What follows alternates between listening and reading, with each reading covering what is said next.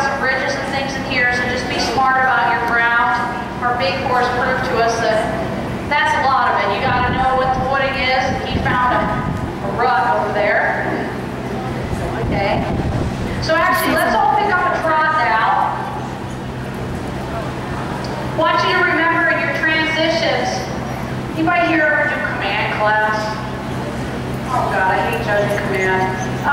And the people that I've got advisors and folks out here I've judged for, I always say, oh, it's so hard because you have to be watching in so many places. But the point being that this isn't command, okay? We want you, yes, to make your transition. We want it to be obedient. I don't want to see you out there kicking them into the next county and they're going, did you say trot? Oh, okay, fine. But you want to take time and set up your transition. Okay, I've been lucky enough to work Congress a few times, work some bigger shows as a ring steward, and I can tell you, you sit in there, any of you sit in and watch Masters or some of the higher end Western pleasure classes, it's as long as 45 seconds before they all are transition gait. Because they're all taking the time to set the gait up and make the transition for the horse. Okay, so take your time. You know, you don't always want to be the last person that transitions, but get the horse where you want. If your head's up, or they're looking at something outside the arena, or they're half asleep, get yourself together and transition to your trot. Notice we have 4 different horses here, and look how well spaced they are. Okay, this is part of being a good showman, is being able to maintain pace and stay spaced out. Remember, for all my novices out here, 2 horse lengths minimum between you and the horse ahead of you. Now, if you show at a big show, like I always use Congress, because everybody knows about the Congress, but big show here, you won't be that lucky. You won't be in tighter quarters. I can tell you, it's a real lot of fun to canter with 20-some in here. Okay, so you need to be able to maintain your space and control. Look at this. Look how they're utilizing their arena. Guys that are riding, this is great. I'm loving this. Really nice working trot. Nobody here looks like a Western horse, right? Okay, so this is what we're wanting. So let's all come down to the walk now. Okay, again, see, we got some thought. One thing you can do, I don't recommend you do this in AQHA competition because there's a lot more discipline in the way the arena is used. But in an open show or a 4-H show, you got a horse, this one, moves just super pretty, and he's really loud and flash to begin with. Okay? They call a walk. You're trotting. You're up about halfway up the rail here. There's a nice hole there. And you know, I like to kind of get ahead of everybody from my canter work. Keep trotting. Go right to that spot. Why? Everybody else is walking except you. Guess where my eye is? Right there. Okay? So go to that spot. Now don't do that and then have your horse blow a head gasket. Not a good thing. Okay? But you can do that. It's a good strategy as a trainer. If I'm riding a customer's horse, I will do that.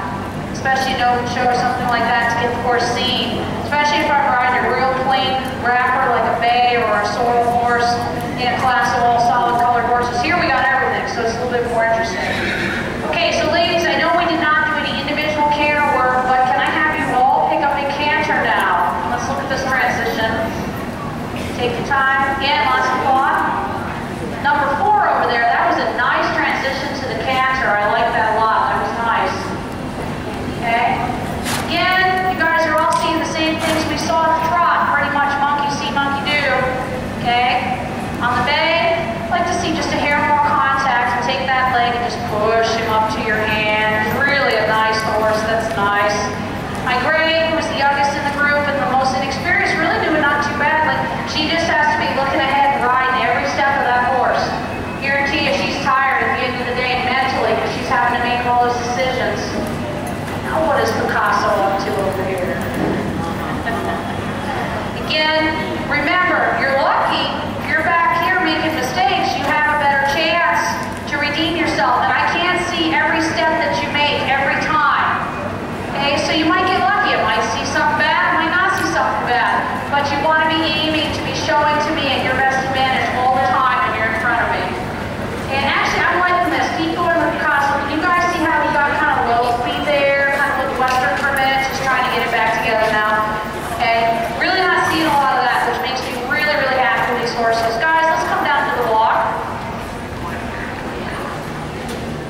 Again, on my gray, remember, deep, down through leg, push to your hand, push up. And eventually she will have the carriage where she'll hold that frame and you won't have to do all that work and you'll think, oh, this is so nice. I'm loving this. Okay. This is good on my number 4, being really, really responsive. Stopped up nice with socks, nose was out a little bit.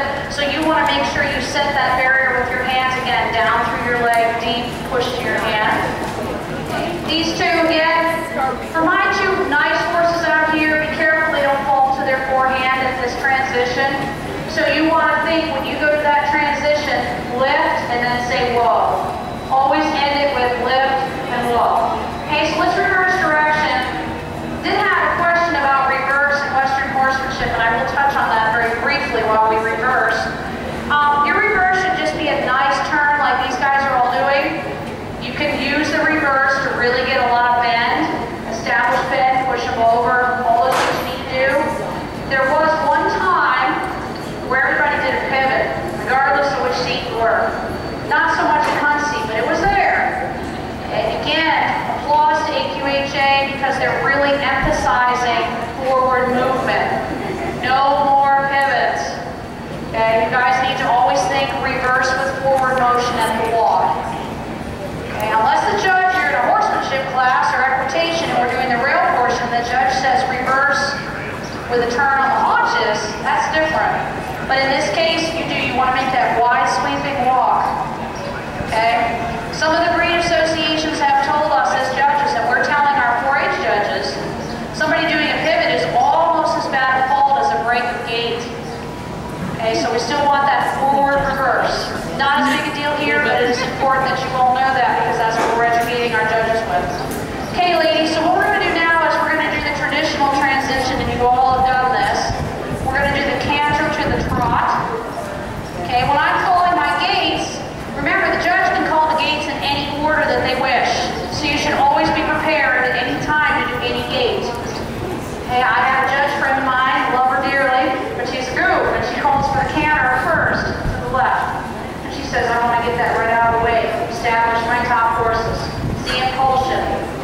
Okay, so you never know, be prepared. However, the majority of the judges out there on the reverse will go canter, trot, walk, line up. And your back will be there or be at the reverse.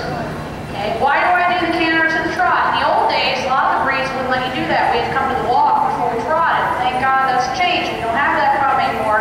But I'm looking to see impulsion. Again, the hunter that's going forward. Those of you that have done this transition know it's not easy. It takes a lot of rhythm and a lot of drive. It takes a lot of balance and separating your hand from your leg and yet making them work together, if that didn't confuse you enough. So let's look at this now. Ladies, let's all pick up the canter. Good, my black horse is just so obedient. He's nice and relaxed. That's it. Just pick him up a little bit. He does tend to want to get lazy in those corners and be picky for you sometimes and fall in. Make sure you pick him up.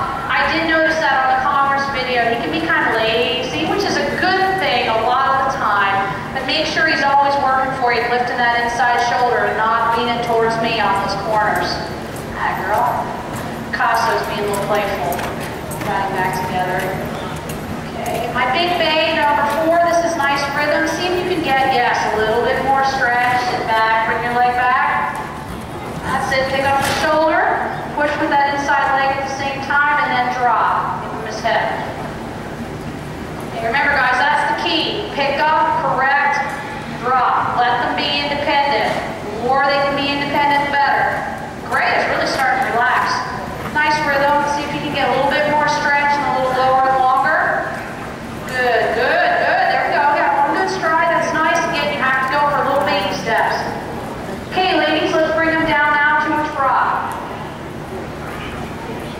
Okay, my big dark horse. This is really, really, really nice. Good here. I'm looking for, and yeah, see, here's the same things. This is where the same issues come out. So, whoa, sit back, whoa, trot. Good. Push, push, push.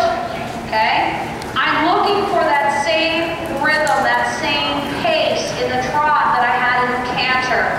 It should just look like a record Those of you that actually know what a record is, because not many people play records anymore. A record, skipping, right to the trot. Same pace, same rhythm, same forward drive. This was a really nice transition on this horse here. She never missed a step. It was very smooth. Okay, I will tell you when you work on this transition, that's where the old half halt is your buddy. Okay, you want to go from your canter to your trot. When you get ready, you want to sit back a little bit. I'll take the inside hand, the one closest to the center, I'll pick them up.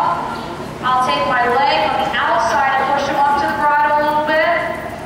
Okay, and you can use your voice. Yes, it's wonderful if you can ride without voice commands, but I'm a big talker. I like to talk to my horse. And I might say, I have a Western horse especially will not do this transition as a hunter unless I say turf rods, big paint. He was here at showmanship. Okay, he'll hit it perfectly.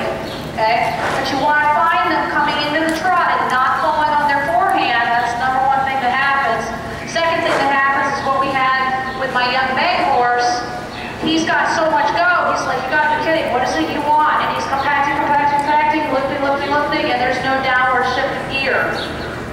Okay? And the other thing to remember, you're juggling so many things at the same time when you make that transition.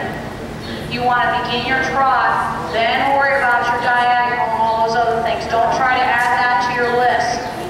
Again, in equitation, it would be a much bigger deal. Hunter on your saddle, come to the trot, find your rhythm, change your diagonal if you need to, keep showing. You're also going to find that your best trot work, your most ride, if you have a lazy horse or a Western horse, if you're trying to convert, the best quality trot you're going to get is here, from your canter to your trot.